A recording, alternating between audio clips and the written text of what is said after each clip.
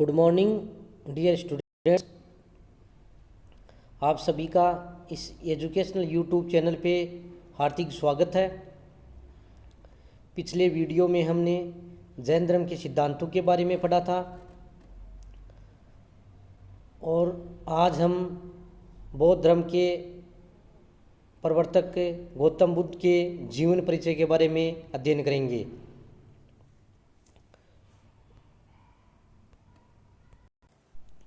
बौद्ध धर्म के प्रवर्तक महात्मा बुद्ध थे। बौद्ध धर्म का उदय 600 ईसा पूर्व में हुआ था। उस समय तत्कालीन समाज में विभिन्न आडंबर, कुरीतियाँ, बहुदेववाद, यज्ञवाद आदि के खिलाफ गौतम बुद्ध ने आवाज़ उठाई थी और बौद्ध धर्म का प्रचार प्रसार किया। विभिन्न कॉम्पिटिशन्स एग्ज़ाम्स एवं अपने बीए के एग्ज़ाम्स में उनसे जीवन से जुड़ी हुई घटनाओं से संबंधित ऐतिहासिक तथ्य पूछे जाते हैं। इसलिए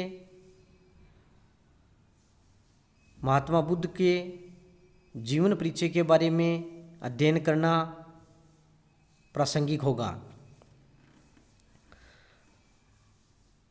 महात्मा बुद्ध या गौतम बुद्ध के बचपन का नाम सिद्धार्थ था। उनका जन्म 563 ईसा पूर्व में नेपाल की तराई में स्थित कपिलवस्तु के लुम्बिनी ग्राम में शाक्य क्षत्रिय कुल में हुआ था। सिद्धार्थ के पिता का नाम शुद्धोदन था। वे शाक्य कुल के मुखिया थे। बुद्ध की माता महामाया का देहांत बुद्ध के जन्म के 7वें दिन हो गया। इसलिए बुद्ध का लालन पालन उनकी मौसी प्रजापति गौतमी ने किया। कई बार आरपीएससी की एग्ज़ाम्स में क्वेश्चन पूछा जाता है कि बुद्ध का लालन पालन किसने किया, तो उसकी मौसी प्रजापति गौतमी ने किया। बाल्यकाल से ही सिद्धार्थ की आध्यात्मिक रुचि के कारण 16 वर्ष की आयु में ही उनका विवाह कोल्य गणराज्य की कन्या यशोधरा से कर दिया गया।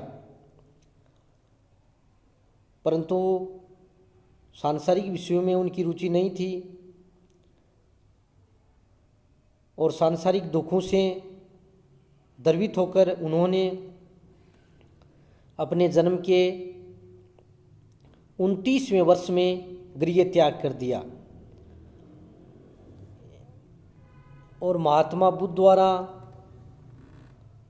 जो ये गृह त्याग किया गया, इस घटना को बौद्ध साहित्य में महाविनिष्क्रमण कहते हैं। छोटा क्वेश्चन आ सकता है, महाविनिष्क्रमण से क्या तात्पर्य है?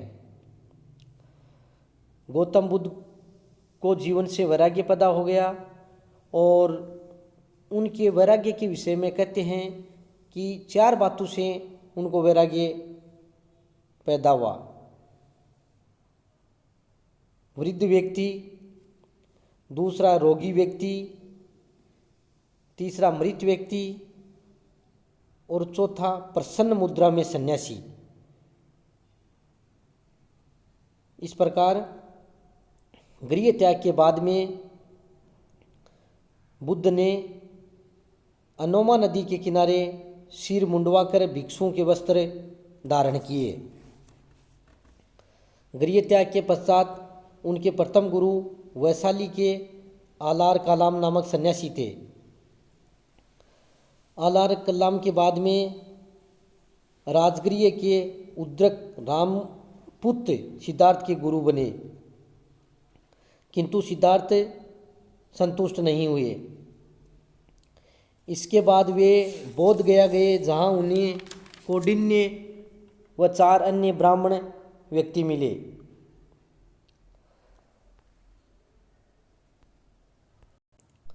अपने इन ब्राह्मण साथियों के साथ उन्होंने कठोर तपस्या की, जिससे उनका शरीर काफ़ी कमज़ोर हो गया। लेकिन इसके बाद में उन्होंने कठोर तपस्या को छोड़कर मध्यम मार्ग अपनाया और 35 वर्ष की आयु में उरुवेला यानी बोध गया में एक पीपल के नीचे वैशाख पूर्णिमा की रात को निरंजना नदी के तट पर सिद्धार्थ को ज्ञान प्राप्त हुआ। ज्ञान प्राप्ति की इस घटना को संबोधि कहा जाता है। तो ये आपको ध्यान में रखना है कि महात्मा बुद्ध को ज्ञान किस पेड़ के नीचे प्राप्त हुआ? पीपल के पेड़ के नीचे। किस नदी के तट पर ज्ञान प्राप्त हुआ? निरंजना नदी के तट पर। और इस घटना को क्या कहते हैं? संबोधि। ज्ञान प्राप्ति की घटना के 2 दिन बाद ही सिद्धार्थ तथागत हो गए, वह गौतम बुद्ध के नाम से प्रसिद्ध हुए। इसके बाद उरुवेला यानी बोध गया से महात्मा बुद्ध सारनाथ आए। यहाँ के ऋषिपत्तनम में 5 ब्राह्मण सन्यासियों को पाली भाषा में प्रथम उपदेश दिया और उनका ये प्रथम उपदेश धर्मचक्र प्रवर्तन के नाम से जाना जाता है। क्वेश्चन आ सकता है कि धर्मचक्र प्रवर्तन से क्या तात्पर्य है? यानी गौतम बुद्ध के द्वारा अपने 5 ब्राह्मण साथियों को पाली भाषा में अपना जो प्रथम उपदेश दिया गया वो बौद्ध साहित्य में धर्मचक्र प्रवर्तन के नाम से जाना जाता है। और सारनाथ में ही बुद्ध ने बौद्ध संघ की स्थापना कर बौद्ध संघ में प्रवेश आरंभ किया। महात्मा बुद्ध ने अपने जीवन के सर्वाधिक उपदेश कौशल की राजधानी श्रावस्ती में दिए। महात्मा बुद्ध के प्रधान शिष्य उपाली थे तथा सर्वाधिक प्रिय शिष्य आनंद थे। ये भी कई बार एग्जाम्स में क्वेश्चन पूछा जाता है। महात्मा बुद्ध का निधन 483 ईसा पूर्व में 80 वर्ष की आयु में हिरण्यवती नदी के तट पर कुशीनारा में हुआ।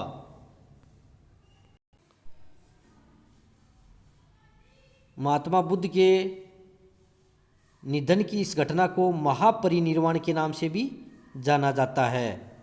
इस प्रकार उनका जन्म, उनकी मृत्यु, उनका उपदेश से संबंधित जो ऐतिहासिक तथ्य हैं उनको आपको याद करना है। ये विभिन्न कॉम्पिटिशन एग्जाम्स में पूछे जाते हैं। और ये भी आपको ध्यान में रखना है कि महाभिनिष्क्रमण क्या है, संबोधि क्या है, धर्मचक्र प्रवर्तन क्या है और महापरिनिर्वाण क्या है, इनसे क्या तात्पर्य है। ये आपके एग्ज़ाम से पूछे जा सकते हैं। प्यारे विद्यार्थियों,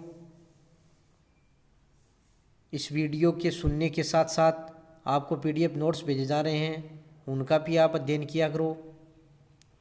और जो होम असाइनमेंट के लिए क्वेश्चन दिए जा रहे हैं उनका भी उत्तर लिखकर सेंड किया करो। इसी के साथ साथ बहुत बहुत धन्यवाद।